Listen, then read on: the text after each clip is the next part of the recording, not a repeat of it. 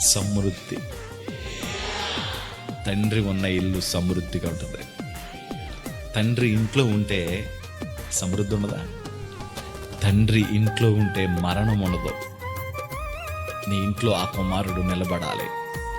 లాజరు బయటకు రా అన్నాడండి.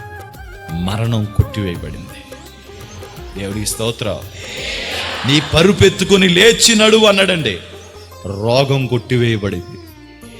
దేవునికి స్తోత్రం. మరణమా నీ ముల్లెక్కడా అన్నాడండి. చచ్చిపోయిన వాడు తిరిగి లేచాడండి.